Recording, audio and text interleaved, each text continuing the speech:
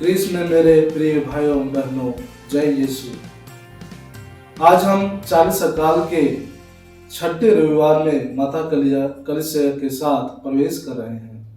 यह सप्ताह ख्रिस्त जीवन का अत्यंत पवित्र और अर्थपूर्ण समय है। यह दिन विशेष रूप से दो प्रमुख घटनाओं का संगम है जो हमारे विश्वास की गहराई को दर्शाता है। पहला है खजूर रविवार, जब यीशु यरूशलेम में एक शांतिपूर्ण राजा के रूप में प्रवेश करते हैं। उस समय की भीड़ ने उन्हें होशाना की उद्घोषणा के साथ राजा के समान सम्मान देती है। लोग खजूर की डालियां और अपने वस्त्र बिछाकर उनका स्वागत करते हैं। यह दृश्य एक और प्रभु के गौरव और सम्मान का प्रतीक है, लेकिन यह महिमा कुछ ही दिनों में उपेक्षा, तिरस्कार और पीड़ा में बदल जाती है। दूसरी ओर यही रविवार प्रभु के दुख भोग की शुरुआत भी है। वह मार्ग जो सीधे क्रूस तक ले जाता है। यह हमें याद दिलाता है कि यीशु का यरूशलेम में प्रवेश करना केवल एक विजय यात्रा नहीं, बल्कि आत्म बलिदान और मानव जाति की मुक्ति की ओर अग्रसर एक प्रेम यात्रा थी। यही वह सप्ताह है जब हम प्रभु यीशु के उस अंतिम सप्ताह के हर क्षण को उनके दुख, उनके मौन, उनके त्याग और उनकी जीत को हृदय से स्मरण करते हैं। यह पवित्र सप्ताह सिर्फ एक ऐतिहासिक स्मृति नहीं है, बल्कि यह हमें अपने व्यक्तिगत जीवन के क्रूस और पुनरुत्थान का अनुभव करने का निमंत्रण देता है। जैसे यीशु मरे और पुनर्जीवित हुए, वैसे ही हम भी अपने पुराने पापमय स्वभाव का त्याग करके एक नए जीवन की ओर बढ़ने के लिए आमंत्रित। यह सप्ताह हमें मौका देता है कि हम आत्मचिंतन करें, पश्चाताप करें, प्रभु के प्रेम में फिर से दृढ़ता से जुड़ जाएं। आज का पहला पाठ नबी ईसाइयाह के दुखित सेवक के गीत के माध्यम से प्रभु यीशु की भविष्यवाणी करता है। इसमें यीशु को एक ऐसे सेवक के रूप में दिखाया गया है जो अत्याचार सहते हुए भी ईश्वर की इच्छा के प्रति पूर्ण समर्पित रहता है। यह पाठ हमें अपने कर्तव्यों के प्रति सजग बनाता है, चाहे वे कितने भी कठिन क्यों ना हो। उन्हें प्रभु की भांति प्रेम और सेवा की भावना से पूर्ण करना चाहिए।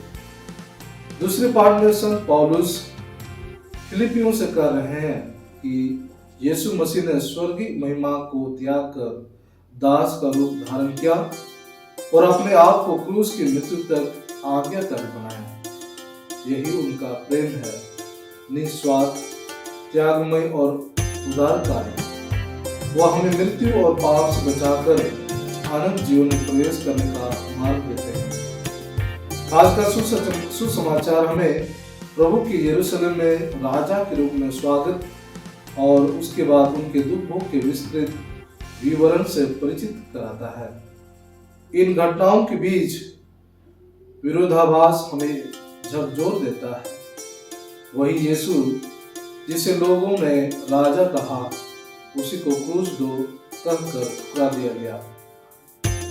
यह हमें दुख से यह पूछने पर मजबूर करता है, क्या मैं भी प्रभु यीशु का स्वागत करता हूँ, लेकिन जीवन की कठिनाइयों में उनका साथ छोड़ देता हूँ?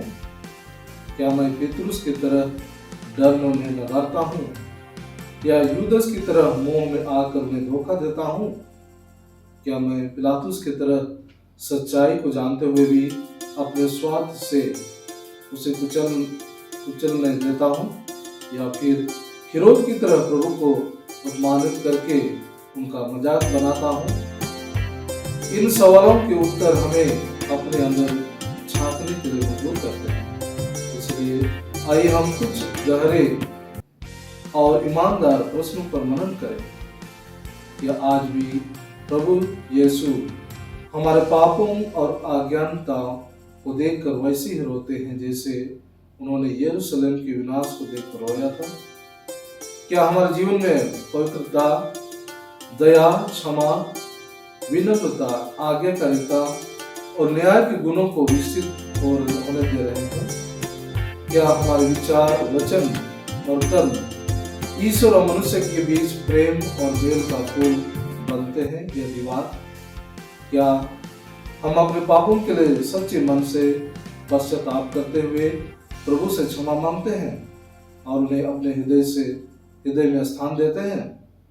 क्या हम प्रभु यीशु के प्रेम को बिना शर्त, क्षमा और निस्वार्थ सेवा के रूप में दूसरों तक पहुंचा रहे हैं? प्रियजनों, यह समय केवल अनुष्ठान का नहीं, यह समय अंतरात्मा से जुड़ने का है। यह समय है अपने हृदय खोलने का, अपने जीवन को प्रभु के चरणों में समर्पित करने का और नए जीवन की ओर चलने का। आइए हम प्रार्थना करें कि प्रभु हमें त्याग, क्षमा, करुणा और विश्वास के मार्ग पर चलने की शक्ति दे, ताकि हम हर कठिन परिस्थिति में प्रभु की ओर देखें, उनके वचनों पर दिल रहें और अपने जीवन को उनकी महिमा के लिए समर्पित कर सकें। प्रभु आप उनको आशीर्वाद दें।